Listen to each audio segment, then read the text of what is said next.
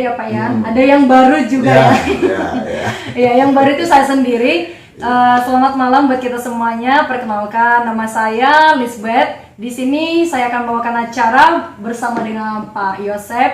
Dan pastinya hari ini tidak kalah seru dan tidak kalah menarik dibandingkan minggu-minggu yang lalu gitu ya. Jadi buat seluruh saudara-saudari sekalian tetap ikutin acara ini. Dan hari ini kita akan mengangkat topik dan tema seperti yang sudah kita bagikan ya Pak, bahwasanya yaitu tentang emosional dan mentalitas wanita. Iya. Ya, saya sebagai wanita di sini sangat tersentuh dengan topik hari ini dan saya sangat penasaran nih apa-apa aja yang akan dibagikan oleh Bapak kepada pendengar sejati kita, pendengar setia kita ya Pak. Di sini udah ada beberapa pertanyaan yang sudah dikirimkan saudara-saudari kita Pak. Dan yang pertama nih saya udah ini dia Pak. Bagaimana saya dapat mengendalikan emosi yang kuat dan bagaimana cara terbaik untuk bertingkah laku dan mengendalikan emosi? Oke.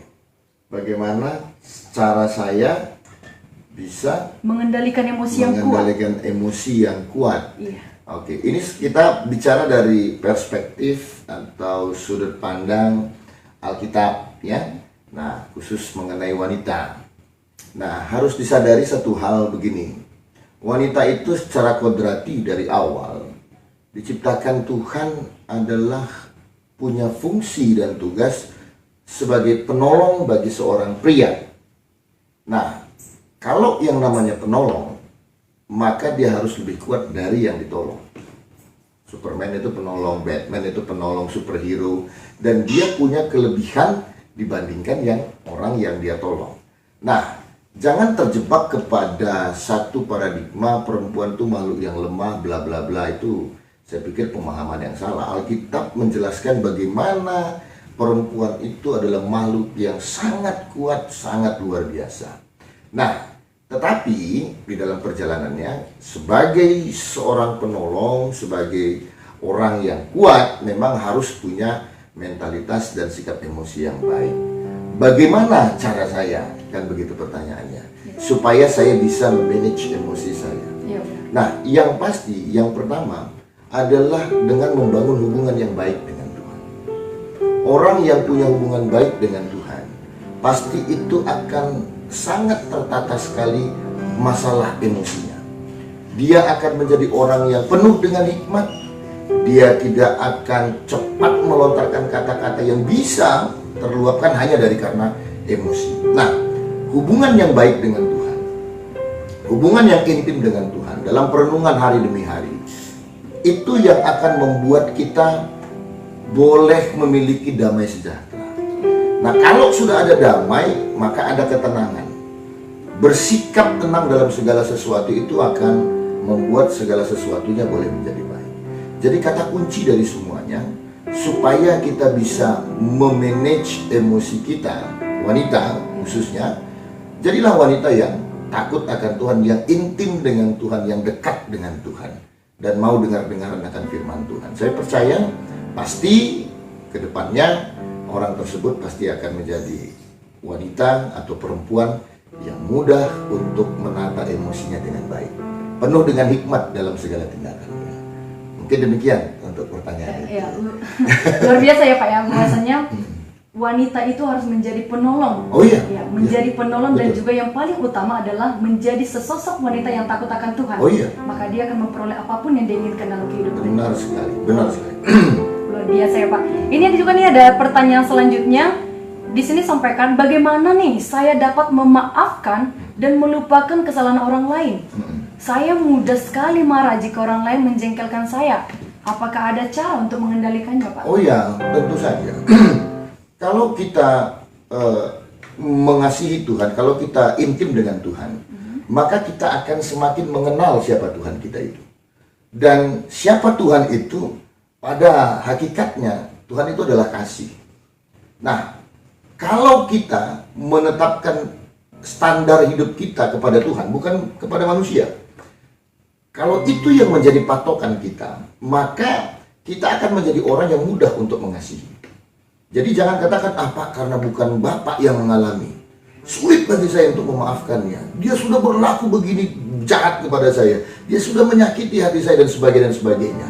Kalau merujuk kepada manusia, ya secara kedagingan pasti kita akan memberontak dengan hal itu. Tetapi pandanglah yang menjadi standar hidup kita, yaitu Tuhan kita itu sendiri. Bahkan Yesus dengan segala kebaikannya, dengan segala yang dia perbuat, tidak ada satu celah dan noda, tapi dia pada akhirnya harus menanggung sesuatu yang bukan akibat perbuatannya. Bayang nggak ketika dia 1 minggu sebelum dia menghadapi persekusi dan penghukuman kematian, orang banyak di Yerusalem sampai melemparkan jubahnya supaya dilalui oleh Tuhan Yesus, melambai-lambaikan daun palma dan berkata, "Hosana bagian Raja Daud," katanya. Orang-orang itu pula lah yang pada akhirnya ketika dibuat sistem demokrasi, "Siapa yang kau pilih, hai orang Israel?" kata Pilatus. "Barnabas penjahat ini atau Yesus orang Nazaret ini?" Dan orang banyak itu akhirnya memilih Tuhan Yesus yang harus disalib. Betapa sakitnya hati itu. Dia terhianati. Belum lagi dengan murid-murid yang dia kasihi. Dia dicium oleh Judas. Makanya ada istilah Judas kiss katanya gitu. Pengkhianatan itu terjadi. Lalu dia bisa melihat bagaimana Petrus yang dia tahu ke depannya, "Kau akan mengkhianatiku." 3 kali sebelum jantan berkokok katanya. Dia menghadapi semua pengkhianatan. Dia menghadapi semua kepahitan. Tapi coba lihat di kayu salib. Dia berkata, "Bapa, ampuni mereka, mereka tidak tahu apa yang mereka perbuat." Kalau kita bawa dalam kedagingan kita, ya, kita nggak akan mampu. Tetapi ketika kita memandang Tuhan kita, dalam hubungan kita yang baik, dalam perenungan kita, kita pasti bisa. Saya beritahu satu lagi, kenapa Tuhan harus mengambil wujud dan rupa manusia? Kenapa dia nggak mengambil wujud? Kalau zaman saya dulu ada cerita film Tutur Tinular, anak mudanya itu dia naik burung Raja Wali besar sekali, dan dia bisa menghantam musuh dengan burung Raja Wali. Pertanyaannya, kenapa Tuhan nggak bisa ambil wujud monster seperti film Rampage, apa yang sangat gorila yang sangat besar, atau dinosaur yang sangat besar, lalu dia tinggal teriak-teriak dan bilang, "Bertobat, kalau tidak you mati," gitu. Kenapa dia nggak lakukan itu? Kenapa dia nggak ambil wujud seperti itu? Kenapa dia mengambil rupa wajah manusia, wujud manusia, mengalami proses manusia dari mulai bayi sampai dengan dewasa? Nah, pertanyaannya, kalau kita sudah dalam Tuhan, kita akan diingatkan Tuhan, "Hei, saya mengambil wujud manusia supaya kau tahu apa yang kau rasakan, itu sudah kau rasakan. Gak usah cerita soal kemiskinan, aku juga orang yang miskin. Gak usah cerita tentang penolakan, aku juga ditolak kok. Gak usah cerita soal pengkhianatan, aku mengalaminya. Nah, aku bisa melewatinya. Kekuatan yang sama aku berikan kepadamu, engkau pasti bisa melewatinya." Jadi kalau itu yang jadi pegangan kita, kita pasti bisa mengampuni orang. Siapa kita? Dan terus apa yang diperbuat orang sedemikian sehingga kita nggak bisa mengampuni sesama kita? Tuhan yang baik itu mengampuni kita, kita pun juga harus bisa mengampuni sesama kita. Itu yang menjadi kelebihan kita dari umat yang lain.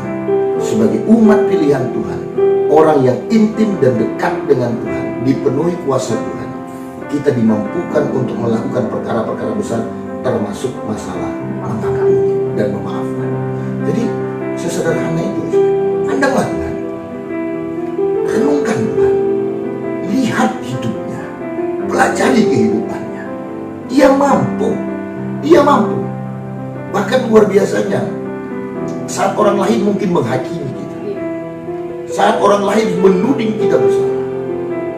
Ketika dalam Yohanes 4 dinyatakan, orang banyak membawa seorang perempuan yang tertangkap basah melakukan zina. Apakah Yesus menghakimi dia? Ketika orang itu pergi, orang lain itu pergi, karena Yesus berkata, "Siapa yang gak berdosa silakan lempar batu di luar." Mereka semua tersinggung dan mereka akhirnya pergi. Si perempuan itu tinggal menunggu apalah dilakukan Tuhan ini. Lalu Tuhan bilang, "Apa? Ngapain masih di sini?" katanya. "Tuhan, apa yang harus kulakukan?" Lalu Tuhan bilang, "Aku tidak menghukummu. Pergilah dan jangan berbuat dosa lagi." Kalau Tuhan saja begitu baiknya sama kita, mengampuni kita dengan segala pelanggaran, kenapa kita nggak bisa mengampuni saudara? Kita pasti mampu.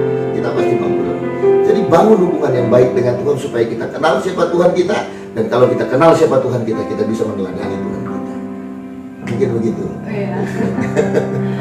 Jadi satu hal yang bisa saya petik dari yang disampaikan oleh Bapak, definisi memaafkan ataupun mengampuni itu akan sulit ketika kita hidup dalam kedagingan. Oh iya. Tetapi memaafkan ataupun mengampuni itu akan sangat mudah ketika kita tinggal di dalam Tuhan dan kita memandang salib Tuhan. Benar sekali. Iya, dan itu terjawab sudah ya pertanyaan dari saudara-saudari yang menanyakan ini, apakah saya harus memaafkan orang lain ketika bersalah kepada saya? Ya tentu harus memaafkan. Ya, karena Tuhan sendiri telah melakukan itu kepada kita. Dan kita selaku manusia dan kepada sesama kita, we have to do that. Yes. Kita harus melakukannya. Absolutely right. Iya. Sangat luar biasa pada malam hari ini ya. Ini Pak, tidak kalah menarik juga dan ini pertanyaan dari saudari kita. Katanya seperti ini. Saya cepat nih merasa sedih karena alasan kecil. Saya kadang menangis. Apakah pantas untuk menangis dan melampiaskan emosi saya? Atau haruskah aku menahan diri? Nah, ini pertanyaannya nih Pak. Gimana nih? Boleh diulangi? Oke, ini dia nih Pak. Saya cepat merasa sedih untuk alasan kecil. Oke. Saya kadang menangis. Apakah pantas untuk menangis dan melampiaskan emosi saya? Atau haruskah saya menahan diri? Oh iya. Orang yang di dalam Tuhan harus bisa menahan dirinya. Apa yang membedakan kita dengan makhluk Tuhan yang lain? Di depan kita ada husky saya. Oh iya. Apa yang bedakan kita dengan dia? Selain kakinya 4, kita mungkin kakinya 2. Atau fisiknya yang membedakan. Yang membedakan kita dengan makhluk Tuhan yang lain adalah Tuhan berikan hikmat buat kita. Seekor husky tidak akan pernah, atau anjing saya ini nggak akan pernah, ketika anak saya pergi sekolah, dia nggak akan pernah membayangkan, pengen banget lah kayak Daniel ini ya. Suatu saat saya harus bisa sekolah seperti Daniel. Nggak akan ada. Artinya dia hanya bereaksi secara insting. Ketika dia lapar, yang dia tahu hanya makan. Ketika dia mau main, dia tahu dia akan berlari-lari dan bermain-main. Nah, manusia tidak seperti itu. Orang, apalagi yang sudah di dalam Tuhan, yang sudah diberikan Tuhan rohnya, kehidupan yang baru, kita tidak boleh seperti itu. Artinya apa? Ada hal-hal yang harus kita jaga. Kita terjaga dengan reaksi spontan. Jangan gara-gara misalnya seperti tadi kan, ada hal kecil kita jadi sedih. Kita tidak boleh, emosi kita tidak boleh terikut oleh yang namanya situasi. Ini banyak dialami oleh ibu-ibu juga. Yang nggak juga hanya bapak-bapak juga contohnya misalnya. Kalau udah akhir bulan, misalnya lihat dompetnya sudah mulai kosong gitu, iya toh? Sedangkan cicilan masih ada lagi gitu. Jangan coba-coba ngepel. Dan kita melalui yang dipelnya itu pasti akan ngamuk luar biasa. Tapi kalau duit banyak, nggak ada masalah. Nah, seringkali emosi kita bergantung dari situasi dan kondisi. Nah, itu salah. Kita tidak boleh terpengaruh dengan itu. Orang yang di dalam Tuhan adalah orang-orang yang harus matang secara emosi. Yang tidak buru-buru untuk mengambil suatu tindakan. Yang tidak bertindak seadanya gitu. Yang hanya benar. Jadi seperti itu. Jadi nggak bereaksi spontanitas saja ketika ada hal yang dia langsung sedih, merasa dirinya yang paling malang sedunia seakhirat, ya kan? Baru setelah melihat ada orang lebih susah dari dia, terima kasih Tuhan, itu salah juga. Nggak boleh dong. Kan itu nggak adil. Masa kita lihat penderitaan orang baru kita tahu bersyukur? Itu jahat dong. Bagi saya itu suatu kejahatan. Nggak bisa. Oke, itu menjadi referensi, tapi jangan gitu. Itu bukan sesuatu yang baik. Kita cari-cari orang susah dulu baru kita tahu, terima kasih Tuhan, ternyata aku masih lebih baik dari dia. Oh, salah dong. Gitu loh. Kita harus tahu hidup kita ini dipenuhi dengan berkat. Kita harus tahu hidup kita ini dipenuhi dengan segala kebaikan Tuhan. Dan itu cukup untuk kita merasa bersyukur senantiasa. Dan tidak gampang untuk terpengaruh dengan kadar emosi yang ada di kita. Jadi seperti itu.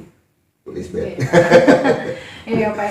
Berarti setiap manusia itu sebenarnya sudah diberikan porsi masing-masing dalam kehidupannya, baik itu dari segi ekonomi, khususnya financial ya Pak ya. Jadi ketika pun ada masalah yang merenggut sekecil dan sebesar apapun, tetaplah bersyukur kepada Tuhan. Gitu betul sekali. Jadi jangan karena ada masalah kecil, nangis gitu ya. Ini saya ini ya Pak ya, banyak kalangan khususnya ini karena saya anak muda juga ya, kalangan anak muda ya.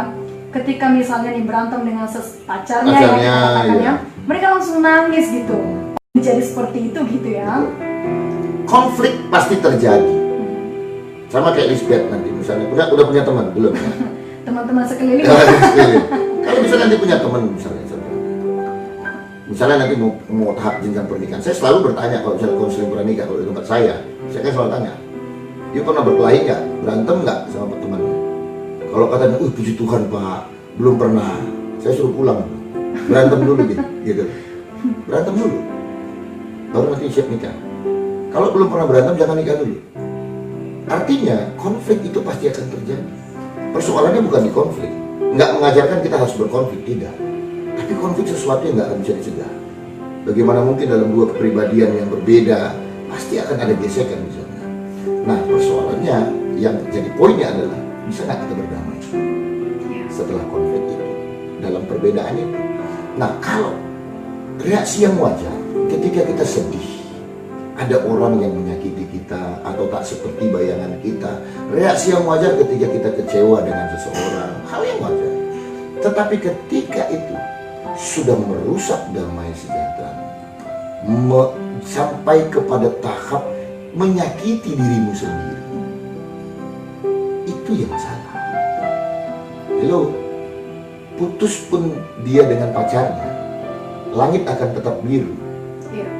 Nggak seperti film Korea yang tiba-tiba akan datang petir sambar menyambar lalu turun hujan di atas kepala kita. Nggak ada yang spesial dengan yang namanya putus. Nggak ada yang spesial dengan yang namanya ketika kita berantem dengan pacar kita. Nggak ada. Hal yang wajar saja. Jadi hidup jangan lebay gitu. Jadi anak muda jangan lebay gitu. Iya benar-benar. Itu hal yang wajar. Jalani saja gitu. Lihat saja perkembangannya seperti apa.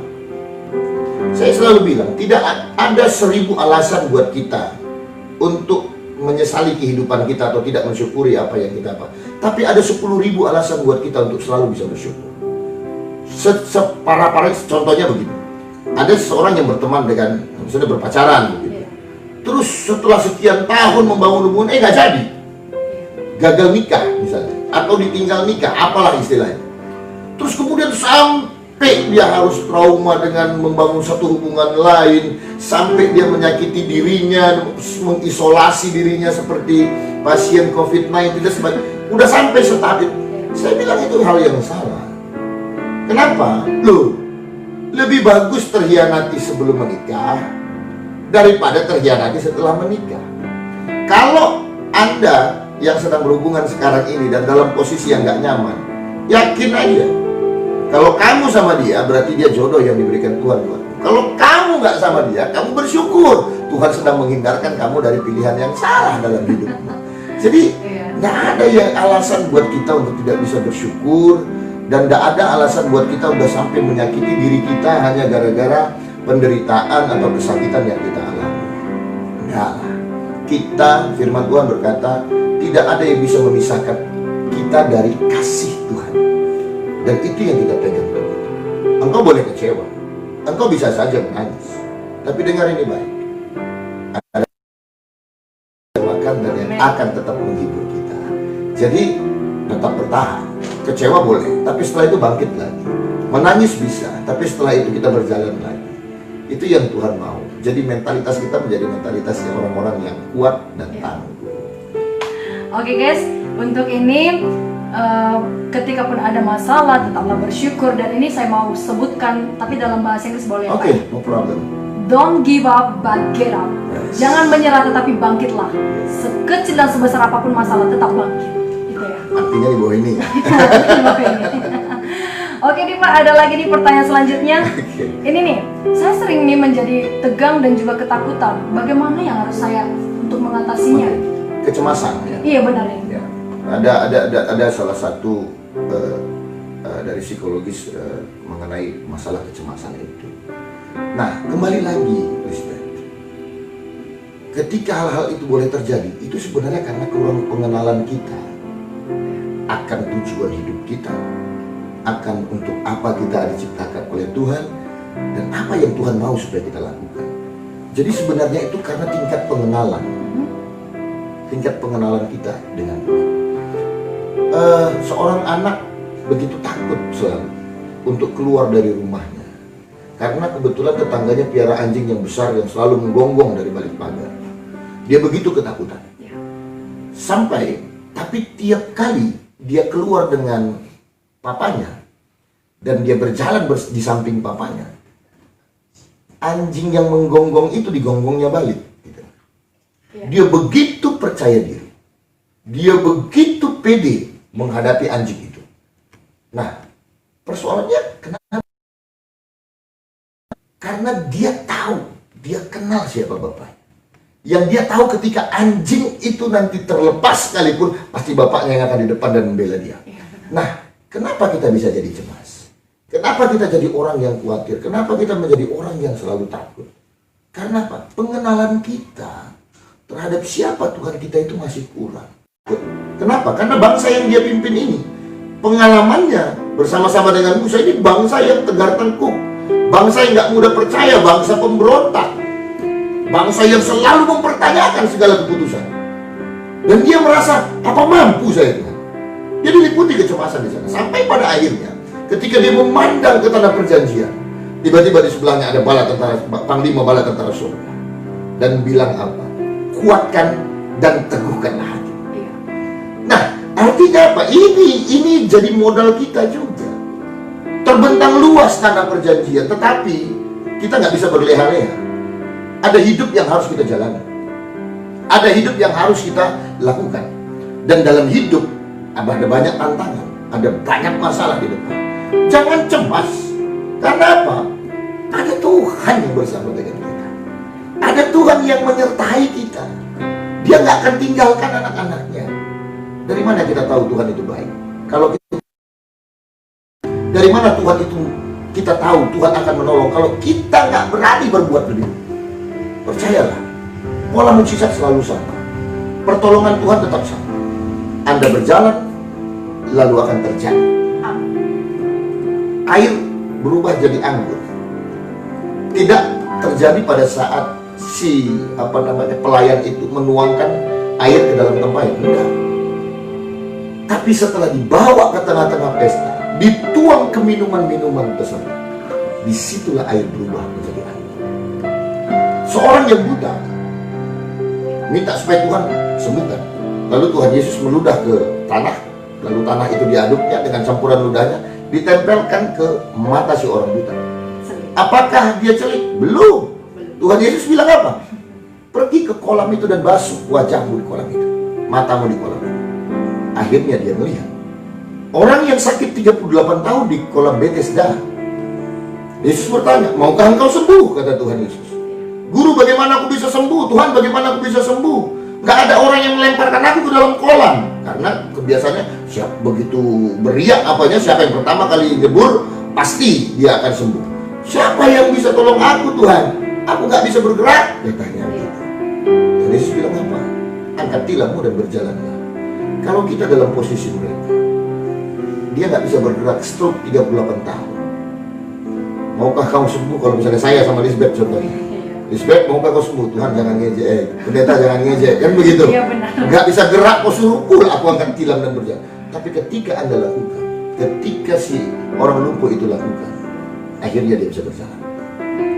Orang yang buta itu masih disuruh untuk membasuh ke kolam. Ini orang udah dikotori dan muka aku, masih disuruh lagi aku jalan, bukan aku melihat. Tapi ketika dia mau lakukan, maka dia melihat. Jadi polanya tetap sama. Pertolongan Tuhan akan terjadi saat kita berani untuk berjalan. Kecemasanmu akan hilang kalau engkau berani untuk menghadapinya. Kalau engkau berani keluar dari cangkangmu dan berjalan. Lihatlah bagaimana Tuhan bekerja dengan luar biasa. Jadi sebenarnya kecemasan itu, salah satu resepnya itu apa? Hanya satu. Hadapi yang jadi kecemasan.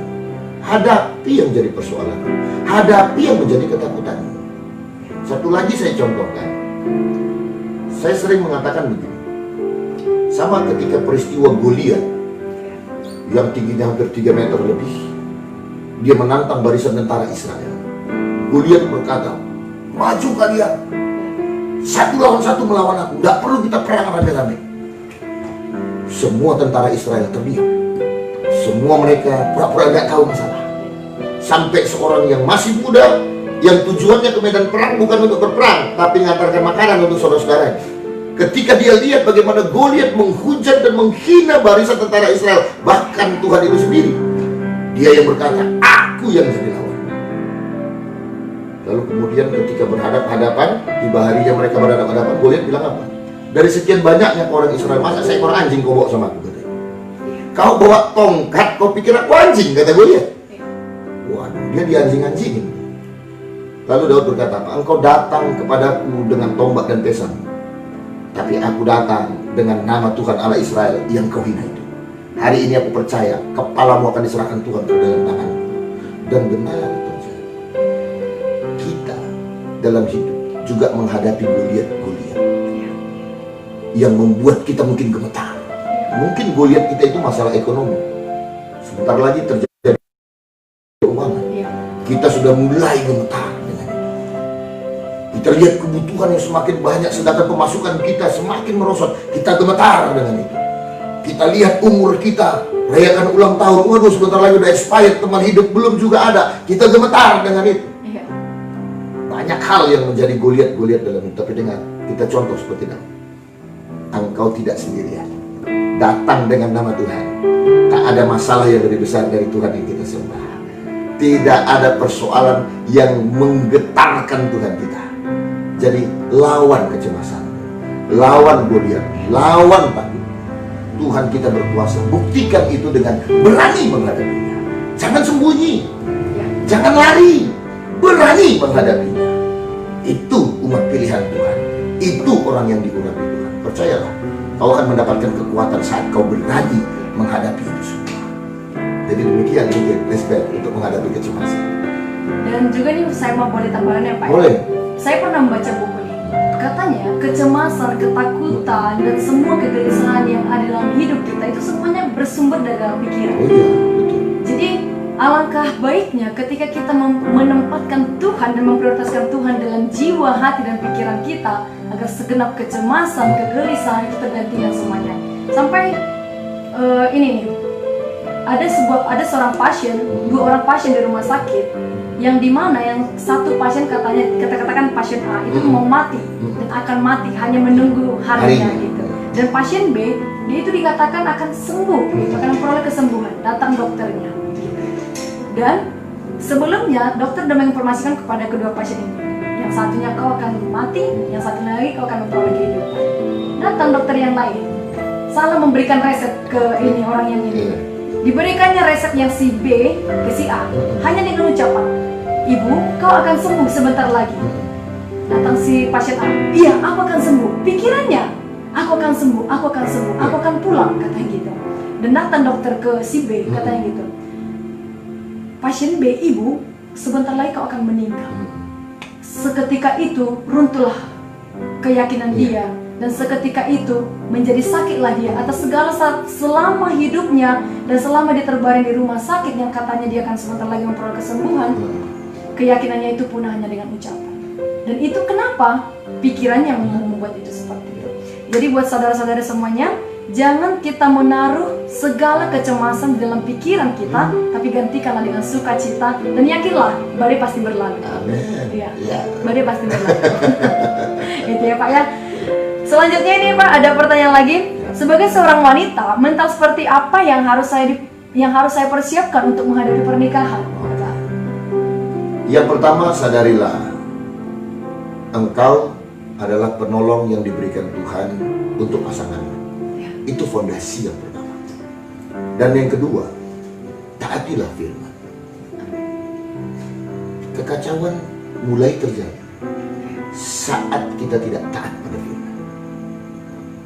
Saya punya dasar untuk itu. Adam, saya mau bertanya dulu, ini Lisbeth nih. Ya, boleh Pak. Ya. Waktu Hawa makan buah yang dilarang oleh Tuhan di Taman Eden, Adam di mana sih? Di taman itu juga, tapi posisi mereka berpisah. Iya, berpisah. Nanti kita buka di Alkitab, Ya. tapi apa ya? Adam. Kalau Alkitab kita mencatat, iblis datang kepada si Hawa dan bilang, bukankah semua yang di taman ini tidak boleh kalian makan buahnya, bukan? Katanya. Lalu kemudian dengan lantang Hawa berkata, oh salah, bukan semua nggak boleh, semua boleh. Tapi buah yang di tengah-tengah ini tidak boleh kami makan buahnya, karena kalau kami makan kami akan mati. Oh, bukan begitu, kata iblis. Sesungguhnya Tuhan berkata itu, karena kalau kalian makan, kamu akan sama seperti Allah. Lalu kemudian Hawa melihat buah itu, dan sepertinya sedap kelihatannya, dia petik buah itu, dia makan buah itu, dan memberikannya kepada suaminya yang bersama-sama dengan dia. So, Adam tidak ada di tempat lain ketika pembicaraan itu terjadi. Adam bersama dengan Hawa. Tetapi Adam diam. Karena Adam diam saja. Makan, terus dikasih, dia makan juga kan begitu. Akhirnya mereka tahu, mereka telanjang, lalu mereka bersembunyi. Kemudian ketika Tuhan datang, Adam, di mana kamu tahu? Apa perkataan Adam yang pertama? Perempuan yang kau kasih itu. Artinya apa? Saat perempuan mengambil alih yang menjadi tugas dan posisi seorang pria, di situ kekacauan itu terjadi. Yang diberikan mandat sama Tuhan itu, yang diberikan Tuhan perintah, itu hanya kepada Adam. Adam meneruskannya kepada Hawa. Lalu ketika ada iblis, Hawa yang mengambil alih, yang harusnya juru bicaranya adalah Adam, tapi di take over sama si Hawa. Akhirnya kekacauan terjadi. Sehebat apapun seorang wanita, sehebat apapun dalam jabatan, dalam keuangan, dalam pencarian uang dan sebagainya, kalau posisi, kita harus tetap kepada firman Tuhan. Hendaklah seorang istri tetap menjunjung tinggi suaminya. Hendaklah seorang istri menghormati suaminya seperti dia menghormati kepada Kristus. Nah, begitu. Jadi pertama, menyadari perempuan itu adalah seorang penolong. Yang kedua, jadilah perempuan yang mentaati firman. Dan kemudian yang ketiga, jadilah perempuan yang rendah hati. Saya contohkan, perempuan yang sangat luar biasa itu Sarah, istri Abraham. Sampai saking rendah hatinya kepada suaminya, dia sampai bilang apa sama suaminya, julukannya, ya Tuanku. Sampai manggil Tuan sama suami. Ketika dia mau dijual, karena takutnya suaminya, Sarah, kau tuh kan cantik. Nanti kalau kita menghadap Firaun, jangan kau bilang aku suamimu, bilang aja aku Itomu. Jadi nanti biar aku nggak dibunuh. Karena kalau aku bilang suami, suruh pula dia samamu, akhirnya aku nanti ditebasnya, katanya begitu. Lalu kemudian itu pun dia lakukan. Ya, begitu rendah hatinya seorang Sarah terhadap Abraham. Jadi ketiga hal ini menjadi persiapan awal yang mendasar ketika kita menikah nantinya. Jadi kalau ini yang menjadi dasar seorang perempuan, saya pikir she is okay. Get married ya. Dia tidak apa-apa, oke. Saya pikir ya oke. Good. Anda bisa melangkah ke gerbang yang berikutnya dengan landasan dasar yang seperti itu. Jadi tidak ada yang, jadi hal seperti itulah yang menjadi fundament mentalitas seorang perempuan yang dibutuhkan sebelum dia menapak ke jenjang pernikahan. Jadi seperti itu. Berarti supaya seseorang itu bisa untuk melanjutkan ke jenjang pernikahan dan mental untuk yang dipersiapkan sebagai seorang wanita yang dikatakan nantinya bisa menjadi seorang istri, yang ada 3 hal nih yang disampaikan oleh Pak Pendeta kita pada malam hari ini. Yang pertama itu dia harus menjadi seorang penolong, dan yang kedua penolong ataupun helper ya, penolong. Dan yang kedua harus menjadi seorang yang takut akan firman Tuhan, taat kepada firman Tuhan. Ya. Dan yang terakhir itu dia itu haruslah, apa tadi Pak yang terakhir? Yang terakhir dia harus menjadi rendah hati ya. Ya, harus rendah hati, dan tokoh yang diberikan tadi khususnya kepada kaum wanita adalah istri daripada Abraham, Sarah. Ya, ini saya selaku kaum wanita juga yang memang akan nantinya melanjutkan seperti itu ya Pak. Saya sangat terberkati hari ini dan saya benar-benar harus mempersiapkan diri ketiga hal ini gitu ya Pak ya. Terima kasih atas itu Pak. Selanjutnya nih Pak, pertanyaan selanjutnya, saya sangat mudah nih sekali untuk marah kepada suami karena suami nggak mengerti dengan keadaan saya. Itu bagaimana kira-kira solusinya Pak? Oke. Nah, pertanyaannya, apakah Anda sudah mengerti tentang suami Anda juga? Gitu. Hidup ini kan saling ya. saya nggak membela suami Anda, tapi karena topik kita adalah masalah wanita, kita lebih penekanannya kepada wanita. Nah, harus disadari, pasti dalam konflik itu ada, tapi bangunlah komunikasi yang baik. Nah, persoalannya, kadang suami itu bukan, itu bedanya. Ada buku yang mengatakan, mungkin pernah baca, Man from Mars, Woman from Venus katanya. Mars dan planet Venus, artinya two different kind gitu. Betul-betul makhluk yang benar-benar berbeda jenisnya. Ya, seorang laki-laki kadang-kadang memang harus diingatkan gitu. Sensitivitasnya memang kurang, ya toh? Sensitivitasnya kurang. Contoh sederhana, saya pribadi, saya orang yang paling lemah dengan angka, ya kan? Kalau seandainya istri saya tidak mau mengerti, itu ribut. Kenapa? Tapi udah agak terbantu sih sekarang. Karena apa? Karena udah ada FB yang ngingetin kita nih. Tanggal pernikahan aja lupa gitu. Nah, bagi perempuan itu sesuatu yang penting, but for me itu ya, gitu. Jadi kalau nggak saling memahami di sana, itu kan sulit. Jadi kalau misalnya ada sensitivitas seorang laki-laki itu kurang atau suamimu kurang, ayo reminding, nggak salah dengan itu. Dengan kata-kata yang baik, dengan kata-kata yang bijak.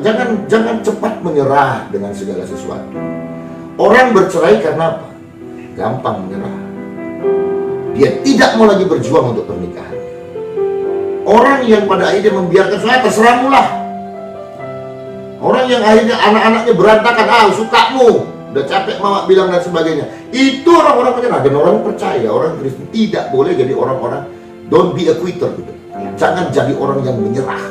Nggak bisa. Nah, persoalannya hanya gara-gara suami yang tidak terlalu sensitif. Come on. Kamu harus bisa minta hikmat dari Tuhan. Seperti apa yang harus kamu lakukan dalam berkomunikasi untuk menciptakan suamimu jauh lebih punya sensitivitas terhadap diri kita. Jadi, ayolah gitu. Berusahalah lebih. Bekerjalah lebih. Tidak ada yang salah dengan itu. Tujuanmu satu. Saya pengen bersama dengan suami saya, dengan keluarga saya, menjadi keluarga yang utuh, dan akhirnya kami bisa mempermuliakan Tuhan. Kalau itu yang jadi tujuan kita, Tuhan pasti tolong. Tuhan pasti berikan jalan, Tuhan pasti berikan hikmat. Tidak ada yang tidak bisa diubah oleh Tuhan. Penjahat sekalipun bisa berubah. Nah, kemudian stop comparing dengan orang lain. Apalagi membandingkan pasanganmu dengan pasangan lain. Itu benar-benar salah. Jadi dan bumerang salah. ya, Pak, ya? Oh iya. Kadang-kadang perempuan ini suka begini. Kamu kok nggak seperti cowok itu sih? Gitu, kira-kira gitu. Kamu kayak nggak seperti suami tetangga sebelah, gitu, kira-kira begitu. Gitu. Akhirnya nanti dibilang suaminya atau dibilang pacarnya, udah kok pacaran aja sama itu, udah kok kawin aja sama itu dan sebagainya. Nggak baik. Jangan stop untuk membandingkan. Bahkan terhadap anak juga nggak gitu. Kamu nggak seperti kakakmu, kamu nggak seperti abangmu. Beda, itu salah. Itu kan merusak mental daripada orang tersebut. Nah, pemilihan kata-kata yang baik. Stop untuk membandingkan. Karena apa? Kita punya dimensinya sendiri-sendiri. Satu hal yang percaya, kalau kamu sudah menikah, dari mana kamu tahu itu jodohmu? Adalah saat tangan pendeta memberkatimu dan bilang, mulai dari hari ini dengan kuasa Tuhan, aku meresmikan engkau sebagai suami dan istri. Pandanglah pasanganmu itu. Inilah jodoh yang diberikan Tuhan sama. Apapun kelebihan, apapun kekurangan, she is the best for you. Dan it will not be changing. yes, itu tidak akan tergantikan oleh Tuhan. So don't be quitter. Dengan segala kelemahannya, dengan segala kekurangannya, apa yang kau mau bangun, ayo usahakan, ayo coba, gitu. Supaya pada akhirnya ketemu frekuensinya. Ini kan sekarang persoalan untuk menemukan frekuensi. Iya, benar banget. Kalau udah tepat frekuensinya, wah ini enak nih. Senada. Iya, senada gitu kan. Nggak hilang sinyal lagi kayak putar channel radio kan. Iya, Langsung dia nangkep stereo dia terus. Nah, begitu juga kita. Jangan menyerah. Kurang nggak bisa, ini kayak nggak kurang sensitif dan sebagainya, nggak ngerti lah keadaan gini. Come on, usahakan. Anda bisa. Anda pasti bisa. Apa yang kau mau supaya suamimu lakukan? Saya mau bilang begitu. Perempuan itu adalah makhluk yang hebat. Anda makhluk yang hebat. Kalau Anda mau cari, misalnya kita di dalam pemerintahan, kalau Anda mau naik jabatan, jangan dekati suaminya. Misal suaminya kepala nih, ya dong, jangan dekatin suaminya. Berat untuk naik jabatan. Misalnya suami kita bawahannya gitu, sulit. Dekatin istrinya. Lihat, kalau lu dekat dengan istrinya sebentar, suami lu pasti akan terangkat. Karena apa? The power of woman di situ. Samson pemuda yang luar biasa kuat. Bayangin 1000 orang dia gebuk dengan tulang rahang keledai, tewas. Siapa? Bruce Lee aja nggak begitu. Sekali pukul jebret 1000 orang. 1000 orang tewas orang Filistin. Kurang kuat apa dia? Diikat dengan tali rami yang berlipat-lipat. Begitu dibilang, Samson datang orang Filistin, dia bangun gampang saja, putus kayak benang semua. Tapi pada akhirnya dia takluk dengan kuasa perkataan seorang perempuan, Delila. Dia harus membongkar yang menjadi rahasianya, dan akhirnya itu yang menjadi kekalahannya. Daud tidak jatuh karena perang yang besar. Dia tetap punya iman yang teguh ketika dia tidak mau membunuh Saul, tapi dia lemah terhadap seorang wanita yang sedang mandi. Jadi perempuan itu punya kuasa yang luar biasa. Nah, persoalannya, kalau perempuan bisa menghancurkan seorang pria, bukankah perempuan juga bisa menjadikan pria-pria itu pria yang luar biasa karena kehadirannya? Jadi ayo, apalagi udah suami kita, jangan nyerah dong. Itu teman kita, itu temanmu seumur hidup, yang akan mensejahterakan kesejahteraanmu juga. Jadi ayo, berusaha, minta hikmat Tuhan, supaya pada akhirnya dia punya sensitivitas untuk bisa lebih mengerti istrinya, apa yang mau dimau istrinya, apa yang diinginkan istrinya seperti apa. Saya percaya semua pasti ada jalan. Gitu, Miss Ben. Iya Pak ya. Berarti satu hal yang bisa kita lakukan adalah ketika kita sudah berkeluarga ataupun kita memiliki pasangan adalah saling memahami. So, would like to say, life isn't always about give and give, but life is about give and take, saling memberi dan saling menerima. How do we receive another in our environment, and how do we respect them? So it's about us. It's depend on us. That will be back to us again. Gitu. Kembali kepada kita. Gimana kita meresponi orang yang ada di sekeliling kita, gimana kita bisa menghormati, karena hidup ini adalah kehidupan yang saling menghormati, saling memberi. Karena di Alkitab saya nggak lupa ya Pak, hendaklah kamu hidup saling menghormati satu dengan yang lainnya, agar sukacita itu penuh dalam. Betul sekali. Jadi gitu dia ya, untuk pertanyaan bagaimana tadi supaya nggak marah nih, nggak mudah sekali marah sama suami ya, untuk kami ibu. Ini Pak, ada selanjutnya pertanyaan. Bagaimana jika sering cepat merasa sedih untuk suatu alasan yang sepele? Saya kadang menangis dan meluapkan emosi berlebih. Apakah itu wajar atau harus menahannya gitu? Atau ini tadi pertanyaan yang ini ya, udah bersama dengan yang tadi ya. Kita skip aja ya Pak ya. Pertanyaan yang ke-9. Apakah di Alkitab ada seorang wanita yang bisa dijadikan panutan dalam hal mengontrol emosi? Oh iya, banyak sekali. Oh iya Pak. Banyak sekali. Saya agak tertarik dengan salah satu masalah mentalitas ya. Orang yang paling berhikmat, perempuan yang berhikmat luar biasa.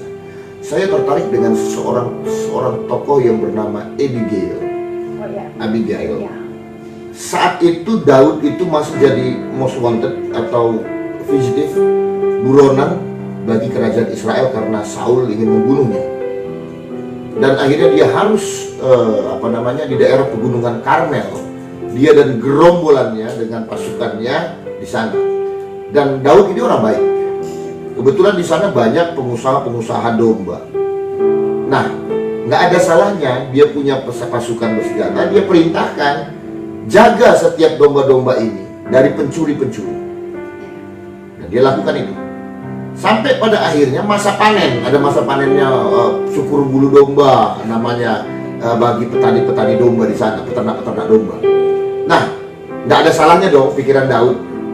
Aku minta sedikitlah supaya diberikanlah beberapa ekor domba supaya kami bisa makan bersama. Nggak ada salahnya. Daud bukan memeras. atau Daud bukan jadi preman di sana. Enggak. Waktu dia suruh utusannya datang menemui seorang pengusaha di sana yang bernama Nabal. Dia bilang, Daud suruh kami supaya bagilah sedikit apa. Lalu Nabal katakan apa dengan arogan? Siapa Daud? Nggak pernah dia kusuruh jaga. Tapi selama ini banyak loh yang mau mencuri apa. Orang Amalek, orang Midian mau mencuri dan mau. Bahkan pelayan-pelayan bilang, betul Pak. Memang dilindungi si Daud kita loh Pak. Prajurit inilah yang melindungi kita. Nggak modal itu. Apa pula hak-haknya mau modal? Nggak itu. Terdengarlah ini kepada istrinya Abigail. Lalu si pelayan itu bilang, lewat kali lah bapak itu. Padahal baik loh si Daud itu. Tapi bapak begitu tolak. Ketika prajurit Daud pulang menyampaikan apa yang disampaikan Nabal, Daud dengan panas hati dan bilang begini, kalau nanti darahnya tidak tertumpah di tangan, jangan sebut aku Daud. Sudah sampai emosi seperti ini. Kita berangkat, kita habisi si Nabal karena Daud udah begitu tersinggung. Lalu apa yang dilakukan itu? Ketika disampaikan oleh pelayannya kepada, wah dia tahu. Dia tahu apa? My husband's life is in danger. I have to do something. Saya harus lakukan sesuatu. Dia masak begitu banyak olahan dari kambing domba itu. Kemudian dia berangkat tanpa tahu suaminya. Di tengah jalan dia hadang Daud dan prajurit dan bilang dan bersujud kepada Daud dan katakan, tolong Tuhan, kau adalah orang yang diurapi Tuhan. Jangan kau buat tanganmu berlumuran darah orang yang tidak kenal Tuhan itu. Dia mau coba lindungi Nabal suaminya. Jangan Tuhan, katanya. Biarlah aku menggantikan suamiku dalam permintaan maaf. Ini kuberikan kepadamu. Melihat kebaikan hati Abigail, Daud akhirnya dia berkata, terima kasih karena kau sudah mengingatkan aku supaya tidak melakukan dosa, membunuh orang bebal seperti dia. Singkat cerita, ketika Nabal mendengar itu istrinya yang datang mengapain si Daud, dia terkena heart attack dan kemudian dia mati. Dan akhirnya Daud mengambil Abigail menjadi istrinya, salah satu dari istrinya. Nah, kenapa Daud mengambil itu dari dia sebagai istrinya? Karena Abigail adalah perempuan yang penuh dengan hikmat. Dia penuh dengan hikmat luar biasa. Dia bisa menjaga supaya orang-orang yang dia kasih tidak terjatuh ke dalam dosa. Perempuan yang benar, yang ditempatkan Tuhan dalam pasangannya, dalam rumah tangga, haruslah perempuan yang penuh dengan hikmat. Oh ya, nggak ada textbook teori yang paling tepat untuk melukiskan rumah tangga per rumah tangga. Saya sudah memberkati orang 9 kali sebelum saya berumah tangga. Begitu banyak buku teori yang saya pelajari. Tapi ketika menjalin rumah tangga, saya tahu satu hal. Rumah tangga saya hanya bergantung kepada Tuhan. Konflik boleh terjadi, tapi disitulah saya datang. Tuhan, bantu saya menyelesaikan konflik. Tidak ada teori yang paling tepat untuk itu. Tidak ada. Jadi Abigail, perempuan yang sangat berhikmat. Bagaimana buruknya suaminya sekalipun, dia tetap membela kehormatan suaminya. Bagaimana buruknya suaminya sekalipun, dia tahu saya adalah penolong yang diciptakan Tuhan untuk menjaga suami saya. Nah, jadi perempuan juga begitu. Kalau Anda belum siap untuk berkorban, Anda belum siap untuk menikah. Karena berumah tangga itu bicara soal pengorbanan. Berumah tangga itu bicara soal memberi. Rumah tangga itu bicara soal pengendalian diri. Jadi saya pikir kalau saya pribadi, saya paling pengagum itu, yang saya paling kagumi adalah seorang tokoh perempuan yang bernama Abigail. Ini perempuan yang betul-betul smart, betul-betul berhikmat, betul-betul perempuan yang sangat-sangat luar biasa. Nah sekarang ini kan begini, banyak apalagi gerakan feminisme yang sekarang marak, kesetaraan gender, tetapi melupakan satu kodrat, bahwasanya wanita itu ada dalam posisi, itu bukan di bawah ya, Kekristenan tidak mengajarkan posisi perempuan itu di bawahnya. Itu sebabnya dalam peribadahan kita nggak ada sekat. Perempuan sama laki boleh duduk sama, ada kesetaraan. Ada hamba Tuhan perempuan bisa kok, nggak jadi masalah jadi pendeta. Dan di kekristenan jelas kan kesetaraan gender. Tuhan berikan perempuan itu diambil dari tulang rusuk, bukan dari tulang kepala, supaya dia menjadi orang yang lebih hebat dari laki-laki. Tuhan tidak ambil perempuan dari tulang kaki supaya dia jadi makhluk yang bisa dipijak-pijak seorang pria. Tuhan ciptakan perempuan dari tulang rusuk. Artinya apa? Laki-laki di sini kelemahannya. Seorang petinju, sehebat apapun rahangnya, tapi dia tidak akan tahan kalau saja rusuknya dihantam. Dia pasti akan KO. Dan perhatikan tubuh kita. Tangan kita ini pasti dalam posisi yang bertahan, pasti akan selalu melindungi yang namanya rusuk. Artinya perempuan itu adalah makhluk yang sangat harus dikasihi seorang pria. Nah, karena itu perempuan itu juga harus menjadi perempuan yang berkhidmat. Jangan menjadi perempuan yang besar kepala. Jangan menjadi perempuan yang tinggi hatinya. Jangan menjadi perempuan yang tidak menghargai pasangannya. Seburuk apapun pasangannya, selemah apapun pasangannya, engkau sudah ditakdirkan Tuhan bersama.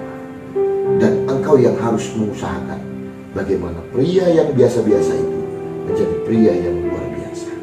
Bagaimana pria yang tidak dianggap itu akhirnya bersama dengan dirimu menjadi pria yang dianggap dengan luar biasa. Jadi itu sebenarnya visi dan misi seorang perempuan diberi tempatkan Tuhan bagi di sisi seorang laki-laki. Jadi ayolah, perempuan ini makhluk yang luar biasa, makhluk yang ajaib ya. Saya secara pribadi bisa, yang bisa, makanya pria itu seringkali dewasa setelah dia menikah.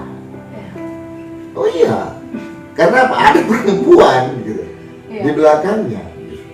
Kalau dia belum nikah, jarang laki-laki itu bisa dewasa, itu nggak, jarang sekali. Ya.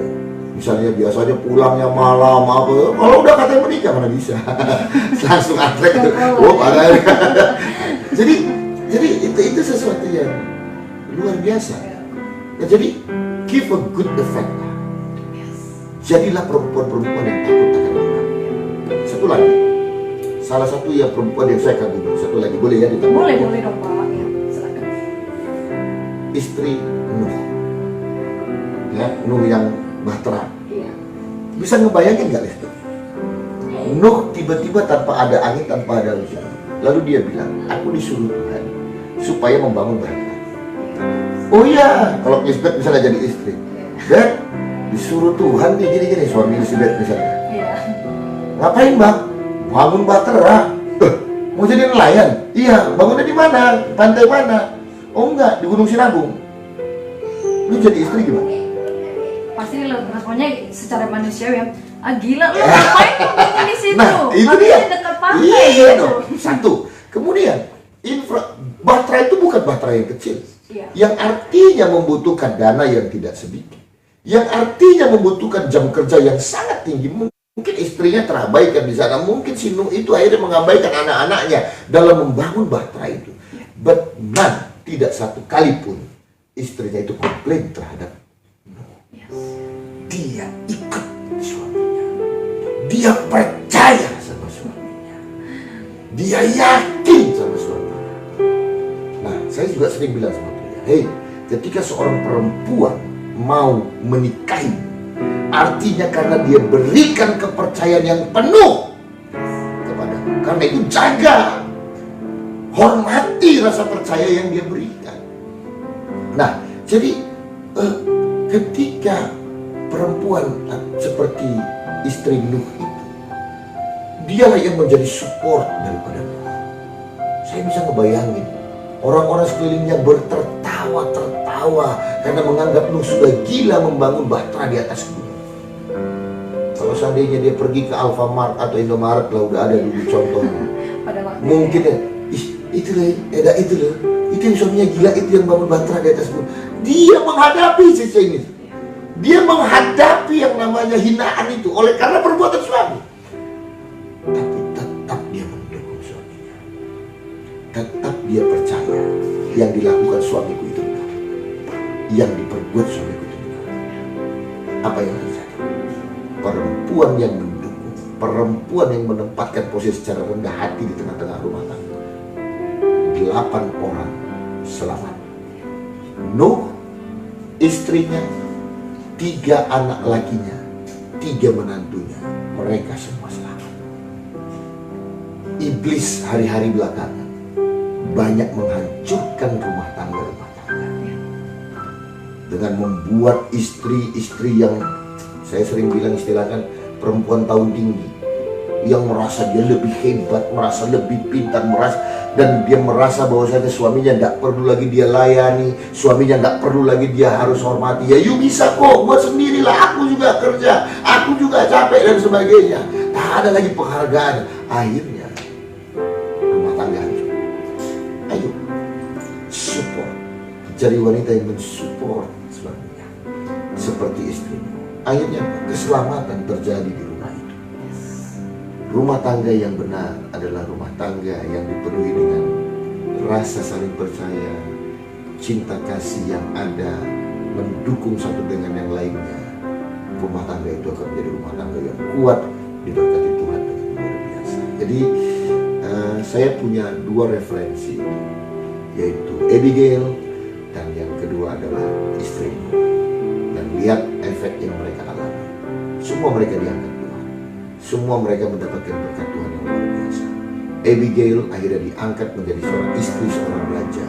Dan kemudian istri Nuh pada akhirnya melihat keselamatan itu terjadi. Istri Nuh itu pasti baik. Pasti baik. Kenapa saya bilang baik? Buktinya menantu-menantunya selamat juga kok. Padahal selama ini yang selalu kawannya ribut, yang namanya musuh abadi seorang perempuan adalah mertuanya. Ya kan? Tapi Nuh pada akhirnya bukan saja membawa keselamatan bagi darah dagingnya, tetapi juga bagi orang yang di luarnya terselamatkan. Oleh karena apa? Dia mendukung dan percaya sepenuhnya dan mensupport apa yang dilakukan oleh suaminya. Rumah tangganya akhirnya diselamatkan. God help them, right? Yes. Jadi itu ya, ada 2 sosok yang bisa kami teladani sebagai kaum wanita, yaitu Abigail dan juga yang kedua adalah istri dari Nuh. Jadi teman-teman, sesama dengan saya wanita, mari kita contoh kedua sosok itu. Mari semakin lagi kita gali apa sih yang mereka lakukan dan karakter apa sih yang mereka tanamkan dalam nilai-nilai kehidupan mereka, supaya kita juga bisa seperti mereka dan menjadi penolong dan sekaligus menjadi pendukung bagi suami kita kelak nantinya. Kalau di bola katanya namanya itu supporter ya, supporter, yes. Supporter gitu ya. Jadi kita kalau dalam rumah tangga juga demikianlah nantinya kepada suami. Dan jika saudara-saudari sekalian yang sudah berumah tangga yang sebelumnya tidak berada pada posisi itu, mulai hari ini jadilah supporter bagi keluarga. Biar keluarga itu makin kokoh dan kuat, gitu ya Pak ya. Benar sekali, benar sekali. Ini selanjutnya ada pertanyaan. Ini deh Pak. Sebagai seorang pria, apakah sangat diperlukan untuk mengetahui emosi dan mentalitas seorang wanita yang dijadikannya istri, Pak? Saya pikir ya. Itu sebabnya butuh yang namanya fase berpacaran ya, pertemanan. Tapi ingat baik ya. Saya selalu mengatakan pacaran itu adalah bagian dari rumah tangga daripada pernikahan. Seperti misalnya kayak rumah ini. Ini adalah living room ya. Isi dalam rumah ini. Nah pacaran itu di mana? Ini ibaratnya pernikahannya. Isi rumah ini pernikahannya. Pacaran itu di mana? Teras rumah. Jadi dari teras itu kamu harus bisa melihat-lihat ke dalam. Gitu. Itu sebabnya saya selalu bilang, ketika pacaran buka mata lebar-lebar. Karena ketika kamu menikah, kamu harus menutup mata rapat-rapat. Nggak lagi pikirkan, aduh kalau dulu kalau nggak ada lagi, sudah selesai. Itu jodoh. Nah ketika itu makanya pacaran itu ayo benar-benar komunikasi yang banyak, mau tahu yang banyak, lihat dengan banyak, kemudian putuskan. Saya siap nggak mendampingi perempuan yang seperti ini? Saya siap nggak mendampingi pria yang seperti ini? Jadi itu pentingnya fase berpacaran. Jadi banyak komunikasi, sedikit tindakan. Tapi anak-anak muda zaman sekarang tindakannya yang banyak, komunikasi yang nggak ada. Nah itu susahnya banyaknya gitu. Jadi itu yang harus kita lakukan. Nah itu sebabnya saya juga setuju untuk tidak terlalu banyak yang namanya pacar. Iya. Ada orang bangga gitu kan. Benar. Abang pacar ke berapa tadi? Oh abang kurasa yang ke 16 bang. Oh my God. 16. Dia bangga gitu sebagai playgirl atau seorang cowok playboy gitu kan. Dia bangga dengan itu. Saya mau bilang, lu barang baru beli, misalnya kayak tablet ini misalnya beli harganya 5 juta misalnya, masih saya yang pakai ini. Kemudian kalau saya tawarin misalnya ke milenium, saya mau jual tablet saya deh, belinya bulan sekian nih tahun lalu, lu hargain berapa, bisa berkurang sampai dengan setengahnya. Baik, ya, benar. Itu second hand. Bayangkan kalau 16 kali. Jadi sebenarnya itu bukan a good record gitu. Itu aib sebenarnya. Makanya benar-benar kalau itu sebabnya saya bilang orang yang pacaran adalah orang yang siap untuk nikah. Kalau belum siap nikah jangan pacaran. Jangan pacaran. Temenan aja deh. Karena different level ketika berpacaran. Sama seperti misalnya anak kuliahan kan zaman disebut misalnya gengnya ada 4 orang gitu. Coba lihat perbedaan. Ketika seseorang memutuskan berpacaran pasti beda udah. Ketika kalian masih karib-karibnya belum ada pacaran semua, pasti dah jalan masing-masing. Atau minimal satu orang yang udah pacaran itu pasti nggak bisa lagi waktunya bisa sama, nggak bisa lagi sesuka hatinya untuk hangout bareng dan sebagainya. Jadi itu sebabnya kalau belum siap nikah jangan pacaran dulu, temenan dulu. Tapi kalau memang ready untuk mau menikah ya udah, dapat silakan pacaran. Karena pacaran adalah gerbang pintu depan di mana kamu bisa melihat-lihat ke dalam apa yang kamu lihat di sana. Kamu siap nggak menempati rumah itu? Kamu siap nggak untuk menjadi penghuni? Dan kamu bisa melihat, oh apa ini? Oh saya mau benahi di sana. Nanti lampunya di sini. Oh nanti modelnya seperti itu dan sebagainya. Jadi itu gunanya. Jadi ya kita harus tahu siapa calon pasangan kita. Jadi karena gini, orang pacaran itu biasanya dibilang tuh yang apanya baik-baiknya aja. Iya, benar. Iya kan? Iya. Baik-baiknya. Kutunya nggak dikasih lihat gitu kan. Iya, benar. Dan jadi jangan bodoh. Karena gini loh, saya suka menghadapi orang-orang yang ketika sudah berumah tangga nggak nyangka ternyata orang yang narkobaan. Lu ngapain selama pacaran? Iya. Gitu. Nggak nyangka saya Pak, ternyata dia main tangan. Selama pacaran kok bisa hal-hal yang fatal seperti itu terlewatkan dalam screening kita gitu kan, lucu. Jadi ayolah benar-benar jadi jangan ada kalau misalnya berhubungan sampaikan aja kita apa adanya aja. Apa yang jadi komunikasi dengan dia. Oh aku begini loh, aku tuh kadang-kadang orangnya emosian, aku kadang-kadang ngomongku itu apa loh dan sebagainya. Semua kita pasti punya kelemahan, tapi tidak apa-apa. Itu yang menjadi komunikasi kita supaya kita bersiap nantinya. Ketika kita menikah kita nggak kaget lagi, ya kan? Kecuali memang hal yang nggak mungkin kita tahu, contohnya mendengkur kan gitu.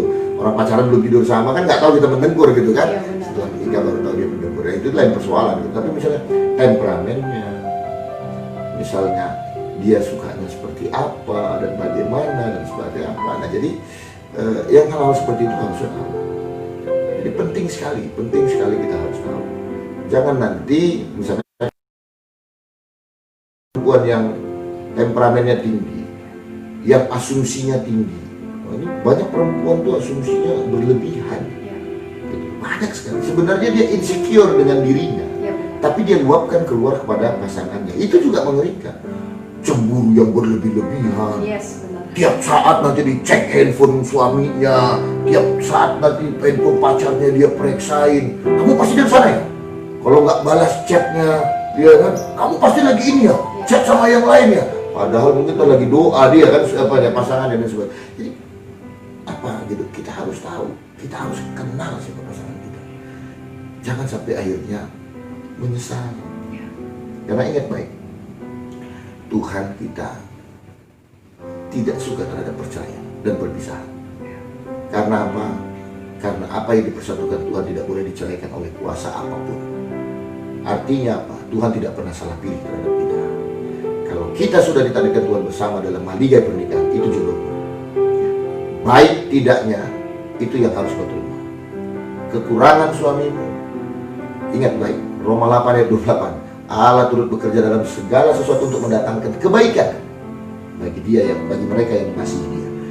Kalau seandainya suamimu banyak sekali kekurangannya, setelah kamu menikah, kamu lihat banyak sekali kekurangan istrimu, maka itu akan menjadi besi akan menajamkan besi. Kamu akan semakin dibentuk dengan pasanganmu. Kamu akan semakin terbentuk untuk semakin mengasihi Tuhan dengan kekurangan pasangan. Itu harus kau terima. Gitu. Tapi kan kita bisa meminimalisir risiko. Kamu harus kenal siapa pasangan. Jangan terpukau dengan tampilan luar. Kenali benar-benar. Ya, kalau saya bilang, saya selalu bilang sama muda-mudi saya, kalau cari pasangan itu nggak cukup hanya seiman, tapi juga harus beriman. Beriman ya. Seiman dan beriman. Karena kategorinya sederhana. Kalau orang yang mengasihi Tuhan yang tak kelihatan, apalagi orang yang terlihat di depan, kalau dia menghormati yang tak terlihat, dia pasti akan menghormati orang yang terlihat. Nah, jadi carilah orang yang seiman dan juga yang beriman. Nggak cukup KTP-nya sama, lu Kristen, dia Kristen, terus kemudian oke, fine, kita nggak masalah ya, kita sama-sama Protestan, yang ada yang apa, oke, kita enggak cukup, gitu. Harus juga orang yang beriman. Itu dasar Pak. Selanjutnya itu bisa dibentuk bersama-sama. Tuhan akan memproses kalian dalam pernikahan untuk menjadi pribadi-pribadi yang luar biasa pada akhirnya. Tapi dasarnya harus orang yang beriman juga. Begitu. Oke, cukup jelas ya bagaimana kita mencari pasangan, bukan mencari ya, tapi melihat pasangan kita, yaitu harus seiman dan juga beriman. Dan di sini juga saya boleh tambahkan, harus kita juga tambahkan yang namanya seni memahami. Ya, bagaimana kita bisa memahami pasangan kita, dan kita bisa melihat dengan kacamata kita sendiri, luar dan juga dalamnya, kepribadiannya, supaya ketika sudah menikah jangan shock. Dan alangkah baiknya ya, untuk teman-teman saya yang masih sama dengan saya, mari terbuka dan mari jujur dengan apapun yang kamu miliki, dengan kepribadian bagaimanapun, katakan sejujurnya, karena jujur itu akan menghadiahkan banyak hal yang positif bagi kita. Betul.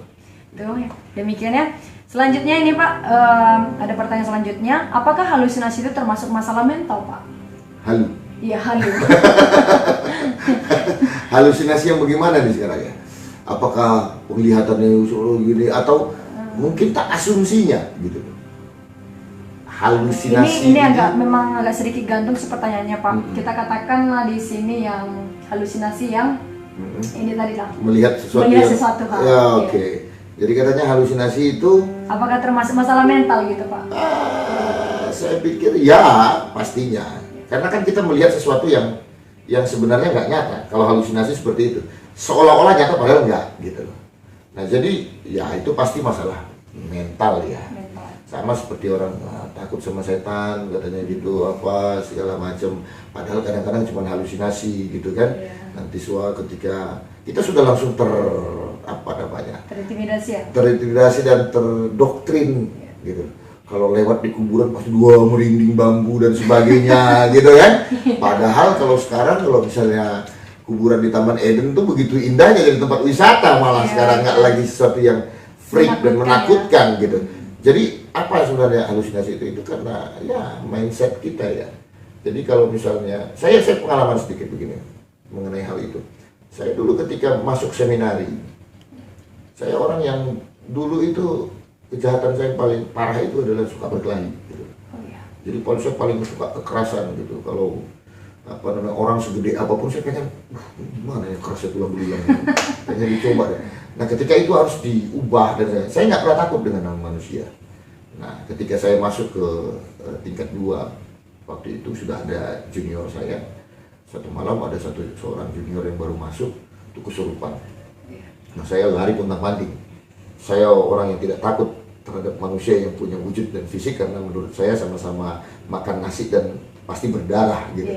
Kalau udah urusan sama roh-roh halus dan rohana ini udah nggak berani saya sembunyi. Tetapi waktu itu saya pada akhirnya, karena pandangan saya tuh, ini nggak berani, nggak level saya dan sebagainya.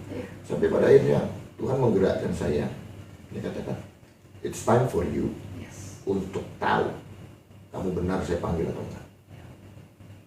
I give you power. Saya berikan kamu kuasa. Usir rohnya. Oh, janganlah Tuhan, janganlah. Saya usir. Ini waktunya buat kamu. Bukankah selama ini kau ragu? Kalau itu kupanggil jadi hamba. Ini waktunya. Akhirnya dengan berat hati dan mulai takut. Tapi saya jalan saja. Saya mulai mendekati junior saya yang kerasukan itu. Dan kemudian mulailah saya berdoa. Dan saya berdoa, saya merasakan kuasa Tuhan begitu luar biasa. Kaitan di dalam, akhirnya terlepas kuasa kegelapan itu. Kamu tahu nih, sejak dari situ saya sering dibilang orang Ghostbuster. Di mana ada orang setan, di mana katanya ada setan, saya pasti langsung datangin. Karena pandangan saya, mindset saya, itu semua tidak berkuasa. Tidak ada yang lebih hebat dari Tuhan saya. Jadi akhirnya halusinasi itu nggak ada lagi. Saya nggak bisa berhalusinasi apapun lagi, karena saya tahu yang nyata itu adalah Tuhan. Yang nyata itu kuasa Tuhan. Jadi nggak ada itu semua. Nggak ada itu semua. Kita bisa merasakan kehadiran roh-roh jahat itu. Tetapi kita tahu tidak ada yang lebih hebat daripada Tuhan yang kita sembah. Jadi ya halu yang seperti itu masalah apa namanya. Kembali lagi, kalau kamu kenal siapa Tuhan kamu, kalau kamu tahu posisimu di dalam Tuhan, kamu nggak akan menjadi orang yang suka berhalusinasi. Kamu tahu bahwasanya segala sesuatu di dalam Tuhan itu nyata, tidak ada yang dibuat-buat, tidak ada rekayasa, semua itu jelas, semua itu nyata, dan semua itu bisa dijalani. Begitu. Berarti halusinasi itu adalah salah satu dari mental ya, sikap masalah kita, mental gitu kita ya. sih. Bagaimana kita bisa mengkonsepkan dan mendoktrin segala sesuatunya itu adalah benar, sementara itu adalah halu gitu ya. Sesuatu hal yang tidak bisa diterima oleh akal dan pikiran kita. Betul. Tapi cara dan kuncinya adalah menempatkan Tuhan dan menjadikan Tuhan menjadi prioritas hidup kita. Betul gitu kan? Ya. Ini Mas, selanjutnya nih. Terlalu mencurigai pasangan dalam hal ini wanita, apakah itu termasuk masalah mental, Pak? Apakah kita harus bertahan atau melepaskan pasangan yang seperti itu, Pak? Bisa diulang? Yang ini ya, Pak. Terlalu mencurigai pasangannya dalam hal ini, wanita, apakah itu termasuk masalah mental, Pak? Dan apakah kita harus bertahan atau melepaskan pasangan itu? Ya, begini. Topik minggu lalu begini. Kita juga membahas itu. Kalau sesuatu itu sudah mengganggu damai sejahtera, mengganggu pemikiran kita, mengganggu sejahtera kita dalam hati, berarti itu bukan yang dari Tuhan, dan itu menjadi satu yang salah. Kalau ada orang yang paranoid seperti itu, yang terlalu berasumsi begitu luar biasa, mencurigai pasangannya, mencurigai ini dan itu, begitu loh, itu udah berlebih-lebihan.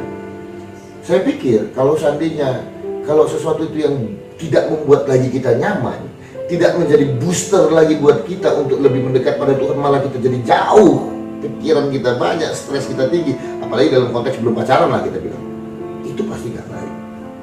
I said leave it, tinggalkan. Ini dalam konteks berpacaran masih ya, belum, tidak dalam pernikahan gitu. Tinggalkan. Itu nggak, sesuatu yang nggak membangun itu bukan dari Tuhan. Jadi ayo carilah orang yang bisa, oleh karenanya kehadirannya kamu terbangun.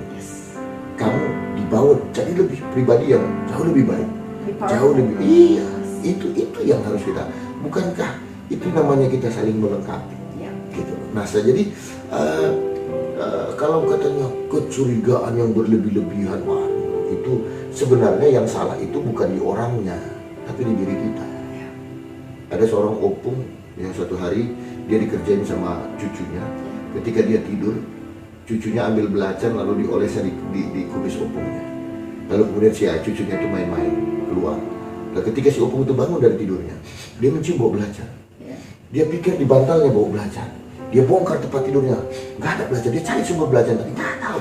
Dicari semua, dibersihkan ya kamarnya, tapi masih juga bau belacan. Kemudian dia pergi ke ruang tamunya. Dia juga cium bau belacan. Dia bongkar ruang tamu. Dia mana belacannya? Enggak ketemu juga. Udahlah aku ke ruang belakang. Dia mulai mencangkul. Terciumnya juga bau belacan. Dia udah panik luar biasa. Ketika istrinya pulang dari pasar, dia bilang, kita pindah dari rumah ini. Kenapa Pak? Rumah ini udah bau belacan luar biasa, dia bilang. Dia bilang, persoalan di mana? Bukan di luar, tapi ada di depan hidup kita sendiri. Jangan katakan, kalau kau takut berlebihan, tidak percaya sama suamimu, tidak percaya sama pasanganmu, sikit-sikit curiga, sikit-sikit, jangan-jangan masalahnya di hatimu. Anda yang sekarang bermasalah, Anda yang sekarang merasa insecure dengan diri Anda, mungkin itu dibayangi oleh trauma masa lalu. Mungkin rumah tangga orang tuanya dulu ada yang bermasalah, ada berkhianat satu dengan, dan itu membayangi dan membekas. Yang bermasalah itu hatimu, yang bermasalah itu adalah pribadimu, belum tentu pasangan. Jadi perbaiki diri kita, ya. Ingat baik, percayakan pada Tuhan.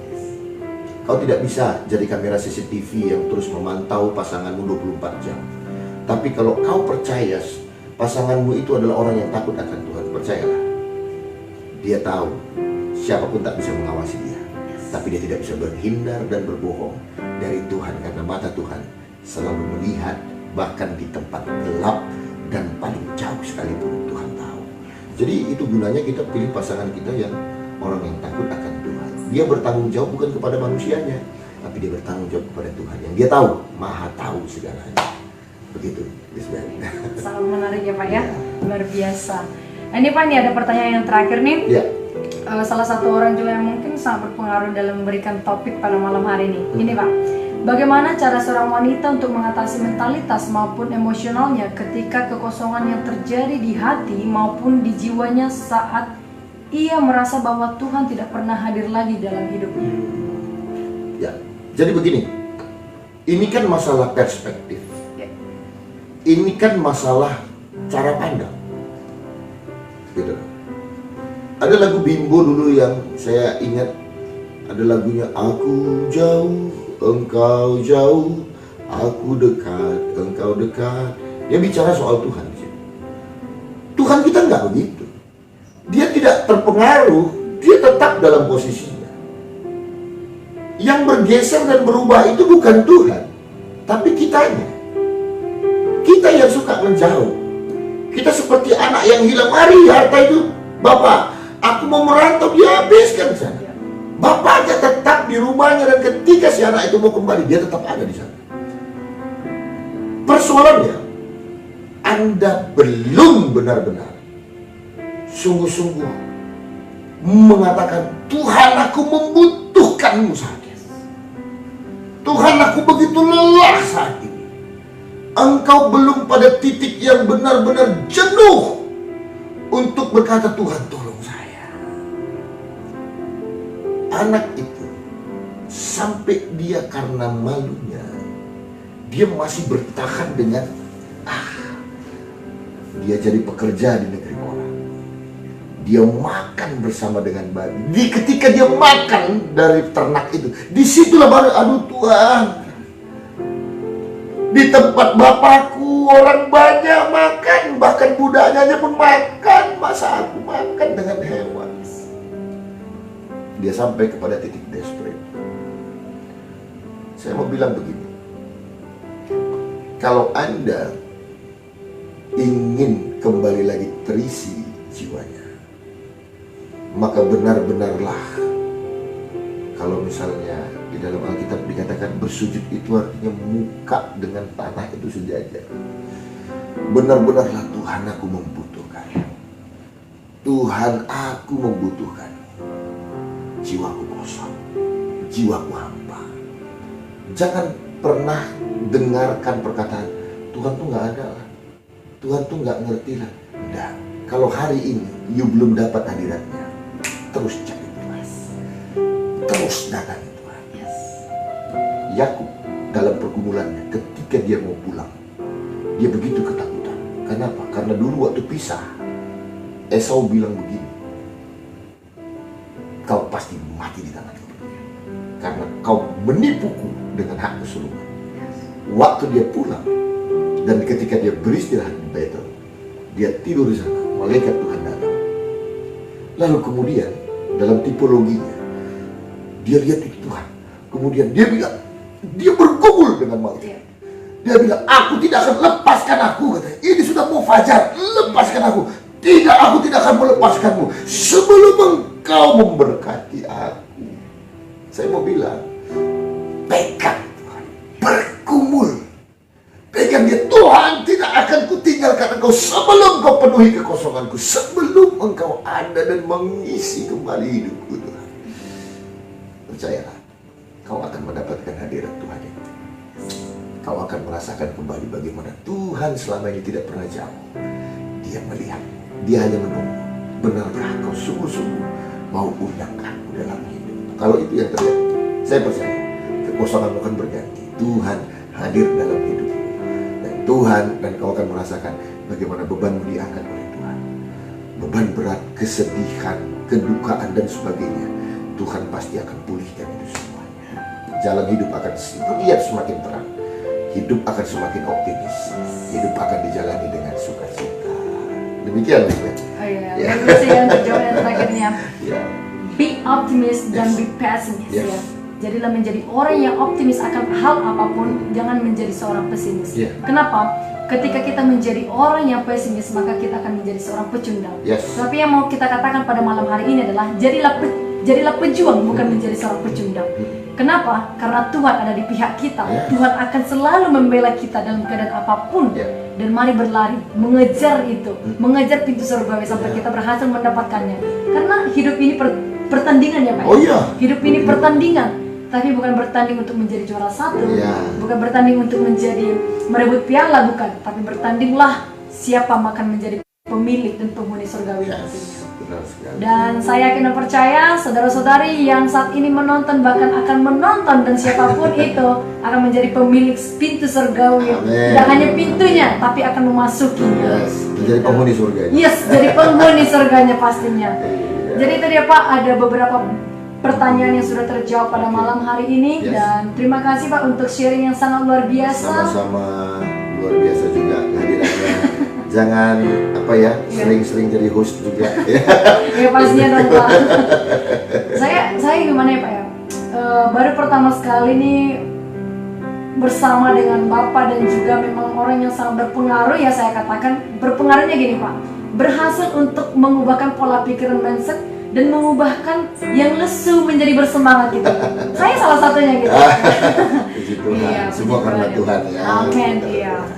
Oke, Bapak Ibu, mungkin sebagai closing malam hari ini, kita satukan hati kita, kita berdoa ya.